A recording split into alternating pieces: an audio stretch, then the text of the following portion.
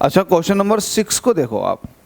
आपसे कह रहा है a particle is travelling with a constant speed. ध्यान देना, स्पीड क्या है? कांस्टेंट है। दिस मीन्स, इसका क्या मतलब है? तो पहला वाला ऑप्शन देखो, its position remains constant as time passes.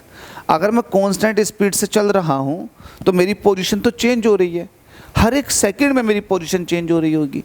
तो जब मेरी पोजीशन चेंज हो रही है तो पहला वाला ऑप्शन मेरे हिसाब से गलत हो जाएगा। जब मेरी कांस्टेंट स्पीड पहले से ही है तो इसका मतलब मैं आगे को बढ़ रहा हूँ, मैं चल रहा हूँ। जब चल रहा हूँ तो मेरे लिए फिर ये वाला ऑप्शन गलत हो गया। मैं कहाँ रुका हुआ हूँ? ये तो कह रहा है कि मेरी पोजीशन चेंज नहीं होगी।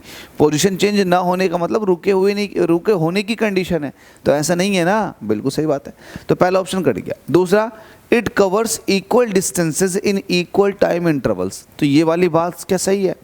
अगर मैं कांस्टेंट स्पीड से चल रहा हूँ, अगर लेट अस सपोज कि मेरी कांस्टेंट स्पीड 10 मीटर पर सेकंड है, एक सेकंड में 10 चल रहा हूँ, तो मैं अगले एक सेकंड में भी 10 चलूँगा, उससे अगले एक सेकंड में भी 10 चलूँगा। तो इक्वल इंटरवल में इक्वल डिस्टेंस से चल रहा हूँ, तो ये वाली बात सही है।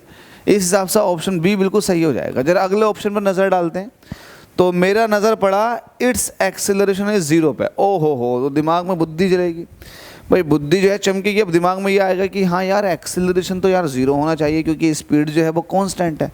मेरे बच्चे, यही मार खाने का वक्त है और यही चीज़ों को क्लियर करने का वक्त है। स्पीड का कांस्टेंट होना ये नहीं बताता कि आपका वेलोसिटी भी कांस्टेंट है। अब आप कहोगे कैसे? मैं आपसे कहता हूँ, दो केस लेते हैं।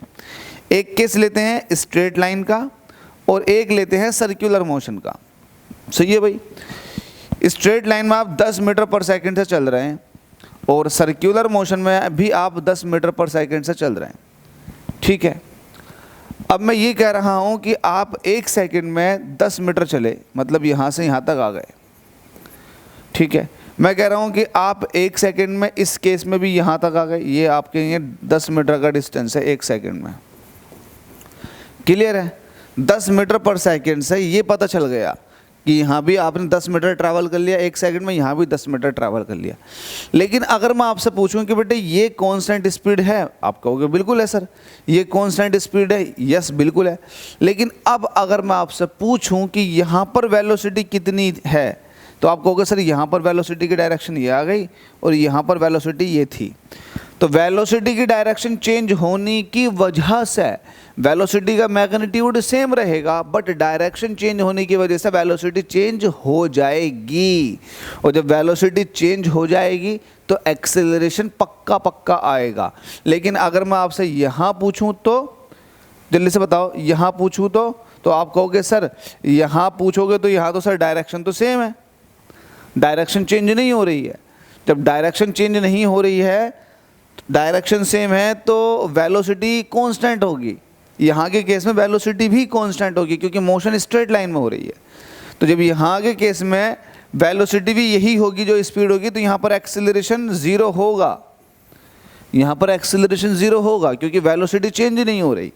लेकिन वहाँ पर वेलोसिटी तो चेंज हो रही है ना, तो एक्सेलरेशन वहाँ पर कुछ ना कुछ आ जाएगा। तो इसका मतलब आप एक जर्नलाइज फॉर्मेट में देखोगे, ये देखोगे कि अगर कांस्टेंट स्पीड है तो ये वाली बात तो हर केस में पॉसिबल है, बिल्कुल सही, कि इक्वल टाइम इंटरवल में इक्वल डिस्टेंस से ट्रैवल करेगी। लेकिन ये वाला केस जो है या फिर ये वाली बात जो है हर एक केस में सेम नहीं बैठ रही, तो हम इसकी तरफ को जाएंगे ही नहीं। ये एक कंडीशनल चीज़ हो गई।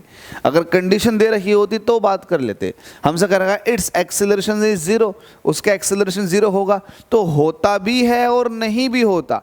आप ये कहोगे नहीं जी 0 हो जाएगा, तो फिर आप गलत बैठ जाओगे, ठीक है। तो इसका एक्सेलरेशन 0 होगा, ऐसा कंडीशन नहीं है, ऐसी शर्त बिल्कुल नहीं है, तो इस पर बिल्कुल नहीं जाओगे।